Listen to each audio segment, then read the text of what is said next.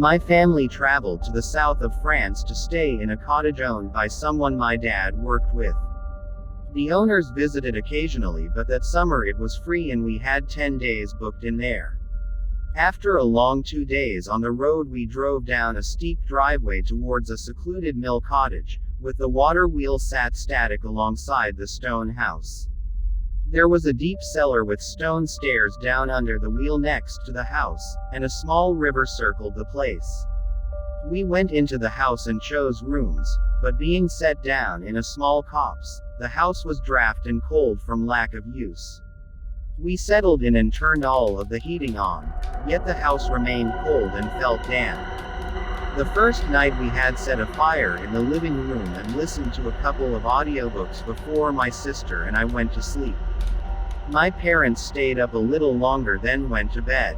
Around midnight they both woke up at exactly the same time, and the door to their bedroom was opening slowly. At first they thought it was my sister until they saw a large dark silhouette of a man framed in the doorway, standing stock still, just looking in their direction as if appraising them. After a short period, the shape turned and started to move, as if satisfied, and disappeared. They looked at each other, but didn't speak, and both went back to sleep. The next morning the house felt warm and dry, and sunlight was back through the windows, as if something had lifted, and accepted them. They spoke the next day and both agreed that although they were skeptics, it could not have been anything other than something supernatural in that doorway, deciding their worth.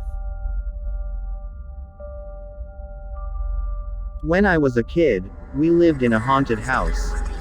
Strange things happened all the time. For example, my dad and I were alone in the kitchen one day making a snack. We put a plate on the kitchen counter and walked away to the fridge.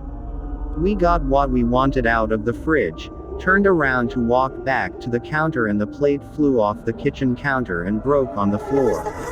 My dad tried to calm me by saying the plate must have been blown off the counter, but let's face it, the plate wasn't near the edge of the counter, and there were no windows or doors open. No one else was home.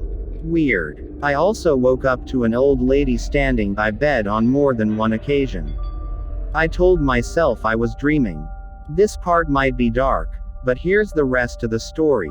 Years later, I looked up the address and found that an old couple lived there for many years right before we moved in. Apparently, the house was broken into and the old woman was raped and murdered. The old man sold the house and moved. We were the first occupants since the incident. WTF. We only lived there for about a year. My parents swear we moved so quickly because we got a better deal on another house nearby, but we know it was because the house was haunted and the priest they brought in to bless the place told them we should move. I was at a slumber party in 8th grade with a few of my friends when we decided, stupidly, to have a seance in her unfinished basement. We were having fun and giggling as we were trying to figure out who to summon when someone suggested Jack the Ripper, a serial killer from the late 1800s, and I immediately got a pit in my stomach. No, I spoke up, we shouldn't summon something evil. That's right, called a man's voice from the other side of the cell. There were no boys or men there, we were home alone.